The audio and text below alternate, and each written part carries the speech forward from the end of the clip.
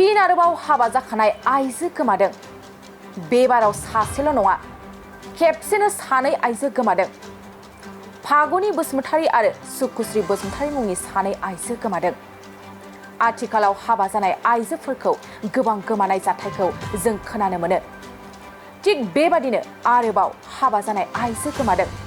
नाथाय बेबाराव सासेल' आइजो नङा, बेबाराव खेबसेनो सानै आइजो गोमादों। रुपाबिल गामिनि थागिबि दैमालु बसुमतारीनि आंगो बिसि फागुनि बसुमतारीया थांनाय 14 आगस्तनिफ्राय गोमानानै दं।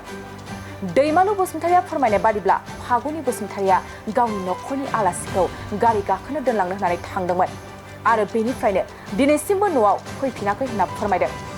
आरो सुकुश्री बसुमतारीयाबो गावनि उन्दै उन्दै फिसाखौ गावनि फिसायजों मिस्ट्रि मावनायाव हरफानानै हाथायाव थांनो होनना थांनायनिफ्रायनो फैफिनाखै होननानै फोरमायदों सुकुश्री बसुमतारीनि फिसाया।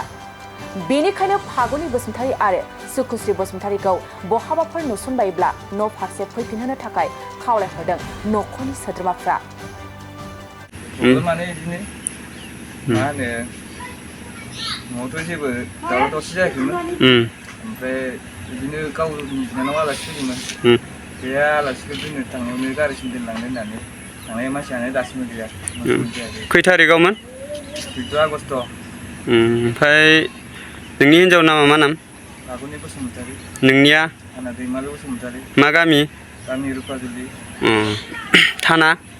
थानाया बालिसां। ओमफ्राय दा बे हिन्जावखौ मोनफिननो लुगैयो नोङो? फैबालाय फैजानो लुगैदों।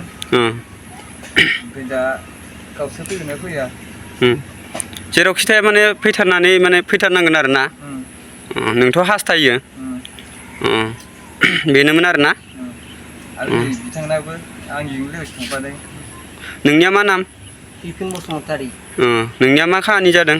आंनाबो माने खोथायाथ' बिदिनो जाहैबाय। बिसोर सानैजों मा रायलायखो, हाथायाव थांनो होननानै गथ'फोरखौ आं खामानि मावबाय थादोंमोन नालाय दाबसे जायगायाव मिस्ट्रि खामानि मावोबा बेयाव गथ'फोरखौ थिनहरफाबाय आंजों सानसुनि 10थासो बाजियावनो। ओमफ्राय ओइदिनखालि बुधबार सानमोन नालाय हाथायाव थांनो होननानै ओंखारलांबाय गथ'फोरखौ थगायनानै।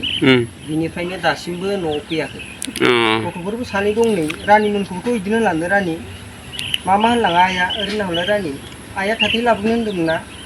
बे सोरजों रायलायलांनाय होनदों? सोरजों रायलायलांनायखौ? हारसा हौवाजों। ओमफ्राय नों दा हिन्जावखौ मोनफिननो लुगैयो दा?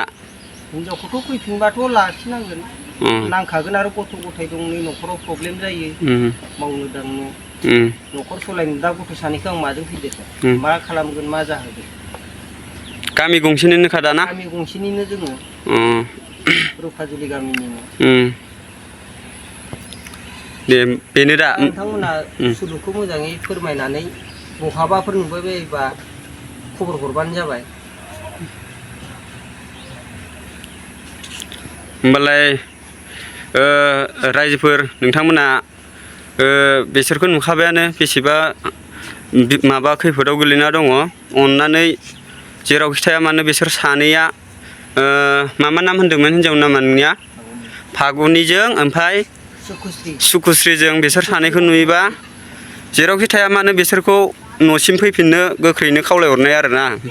मानो होनबा बिसोरबो न'खर दं, एफा उन्दै गथ' दङ, बेहाबो संसार दङ। नै दा न'खरा गुलाय गुजाय जाजोबना दं बिसोर गैयिनि थाखायनो। हिन्जाव मानसि गैयाबाथ' न'खराव गुलाय गुजाय जाखायो। मानो होनबा मावनाय दांनाय हौवा मानसियाथ' न'आव थाथेरबाय थानो मोना नालाय। दा बिथांजो मोना जेरावखि थाया मानो फैफिनथारनांगौ आरो ना बिसिनि न'आव आरो।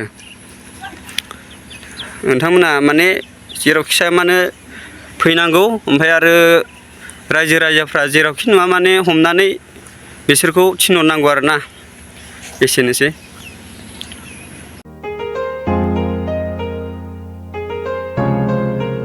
मोनसे फोसावथाय नोंथांमोननि थाखाय मोनसे गोजोनथाव खौरां लानानै फैदों। अदालगुरि जिल्लानि सिङाव थानाय डिमाकुसि बरंगाजुलिनि पिपल हलियाव लानानै फैदों नोंथांमोननो लेब्रा मुंनि गंसे गोदान रिजर्ट। नोंथांमोना बे लेब्रा मुंनि गंसे गोदान रिजर्टखौ तामुलपुर रडनिफ्राय फैब्ला सुख्लाय ब्रिजनि आगदा आरो अदालगुरि रडनिफ्राय फैब्ला सुख्लाय ब्रिजनि सिगाङाव आगसिथिंजाय मोननो हागोन। लेब्रा मुंनि गंसे गोदान रिजर्टआ नोंथांमोननो गोसोबायदि सुबिदा खालामनानै होनाय जादों। नोंथांमोना बे लेब्रा रिजर्टआव बर'नि गासै जाग्रा जामुंखौनो मोननो हानायजों लोगोसे बेवहाय नोंथांनि सुबिदा बायदि अर्डार खालामनानै जानो हागोन। जुदि नोंथांमोना तामुलपुरनिफ्राय अदालगुरिसिम थांनाय समाव ओंखामजों लोगोसे बायदिसिना जालांनो गोसो दंब्ला नैबे 8638879656 जानबुं नम्बराव कल खालामनानै सिगांग्रो अर्डार खालामहरनो हागोन।